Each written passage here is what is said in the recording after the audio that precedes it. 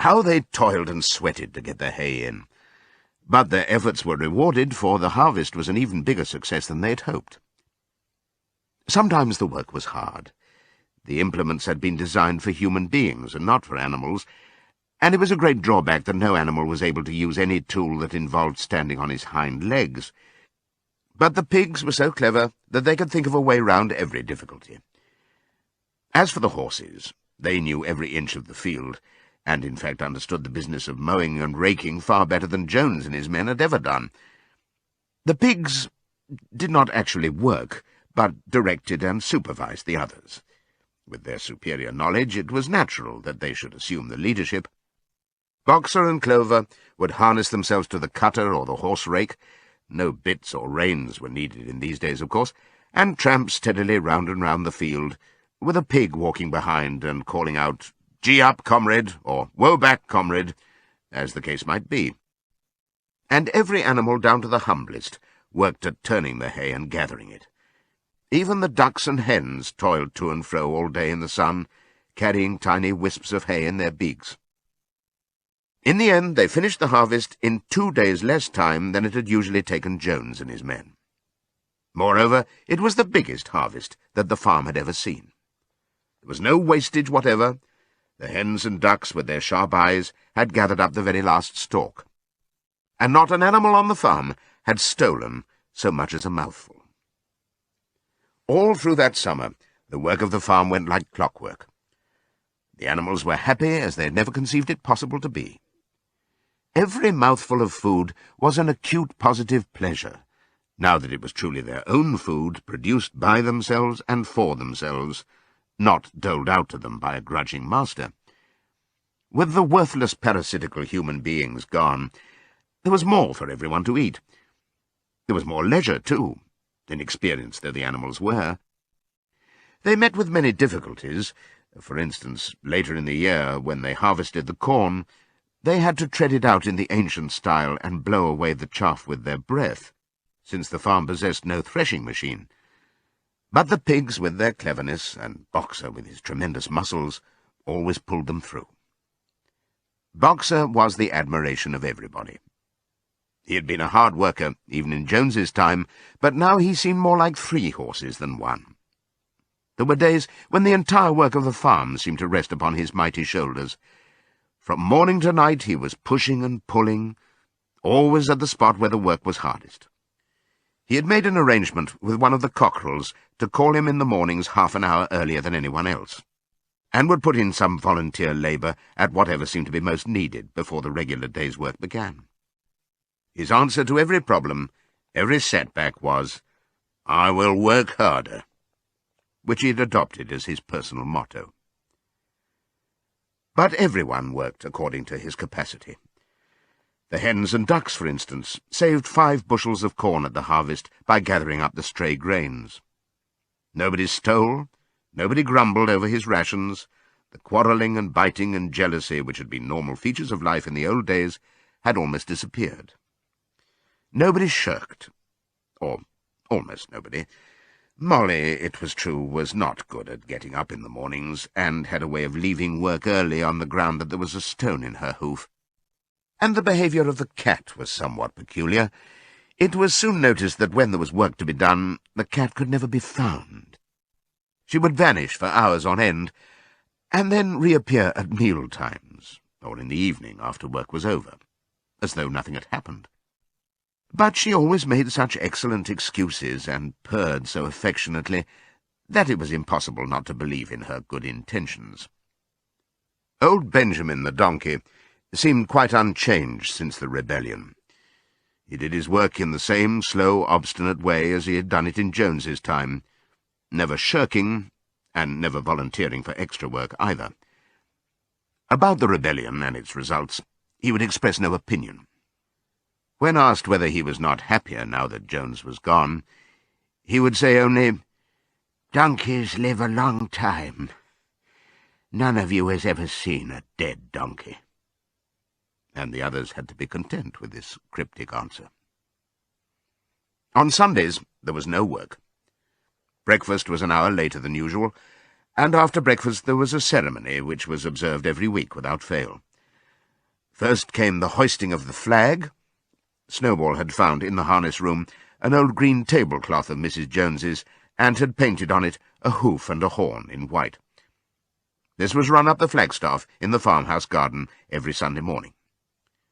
The flag was green, Snowball explained, to represent the green fields of England, while the hoof and horn signified the future republic of the animals which would arise when the human race had been finally overthrown.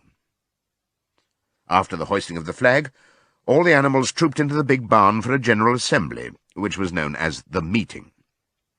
Here the work of the coming week was planned out, and resolutions were put forward and debated. It was always the pigs who put forward the resolutions. The other animals understood how to vote, but could never think of any resolutions of their own. Snowball and Napoleon were by far the most active in the debates. But it was noticed that these two were never in agreement. Whatever suggestion either of them made, the other could be counted on to oppose it. Even when it was resolved, a thing no one could object to in itself, to set aside the small paddock behind the orchard as a home of rest for animals who were past work, there was a stormy debate over the correct retiring age for each class of animal. The meeting always ended with the singing of Beasts of England, and the afternoon was given up to recreation. The pigs had set aside the harness room as a headquarters for themselves. Here, in the evenings, they studied blacksmithing, carpentering, and other necessary arts from books which they had brought out of the farmhouse. Snowball also busied himself with organizing the other animals into what he called animal committees. He was indefatigable at this. He formed the Egg Production Committee for the hens, the Clean Tails League for the cows, the Wild Comrades Re-Education Committee — the object of this was to tame the rats and rabbits — the Whiter Wool Movement for the sheep, and various others, besides instituting classes in reading and writing. On the whole, these projects were a failure. The attempt to tame the wild creatures, for instance, broke down almost immediately. They continued to behave very much as before, and when treated with generosity, simply took advantage of it. The cat joined the Re-Education Committee, and was very active in it for some days. She was seen one day sitting on a roof and talking to some sparrows who were just out of her reach. She was telling them that all animals were now comrades, and that any sparrow who chose could come and perch on her paw. But the sparrows kept their distance. The reading and writing classes, however, were a great success. By the autumn, almost every animal on the farm was literate in some degree. As for the pigs, they could already read and write perfectly. The dogs learned to read fairly well, but were not interested in reading anything except the 7 Commandments. Muriel, the goat, could read somewhat better than the dogs, and sometimes used to read to the others in the evenings from scraps of newspaper which she found on the rubbish heap. Benjamin could read as well as any pig, but never exercised his faculty. So far as he knew, he said, there was nothing worth reading. Clover learned the whole alphabet, but could not put words together. Boxer could not get beyond the letter D. He would trace out A, B, C, D in the dust with his great hoof, and then would stand staring at the letters with his ears back, sometimes shaking his forelock, trying with all his might to remember what came next, and never succeeding. On several occasions, indeed, he did learn E, F, G, H, but by the time he knew them, it was always discovered that he had forgotten A, B, C, and D. Finally, he decided to be content with the first 4 letters, and used to write them out once or twice every day to refresh his memory. Molly refused to learn any but the 5 letters which spelt her own name. She would form these very neatly out of pieces of twig, and would then decorate them with a flower or two, and walk round them, admiring them. None of the other animals on the farm could get further than the letter A.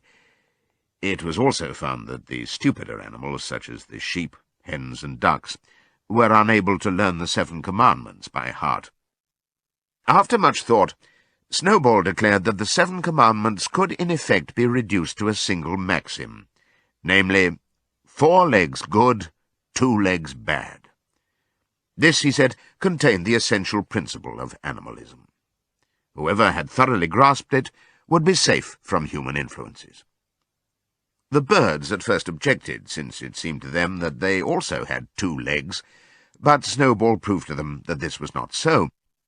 "A bird's wing, comrades," he said, "is an organ of propulsion and not of manipulation. It should therefore be regarded as a leg. The distinguishing mark of man is the hand, the instrument with which he does all his mischief."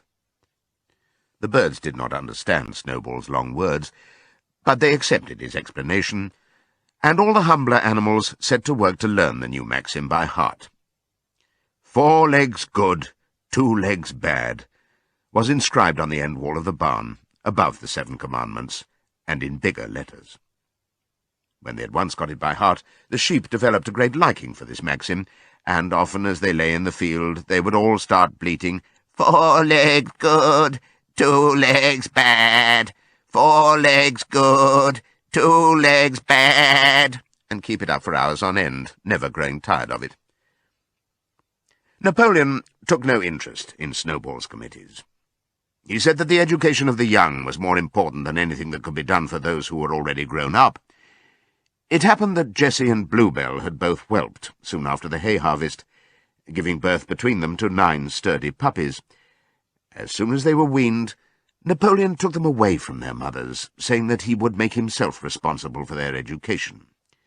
He took them up into a loft, which could only be reached by a ladder from the harness room, and there kept them in such seclusion that the rest of the farm soon forgot their existence. The mystery of where the milk went to was soon cleared up. It was mixed every day into the pig's mash.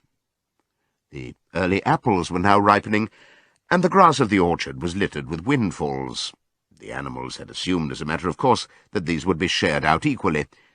One day, however, the order went forth that all the windfalls were to be collected and brought to the harness room for the use of the pigs.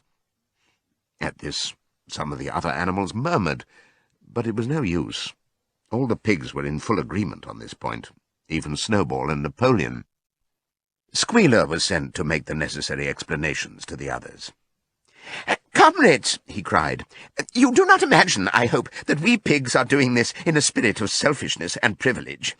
Many of us actually dislike milk and apples. I dislike them myself. Our sole object in taking these things is to preserve our health.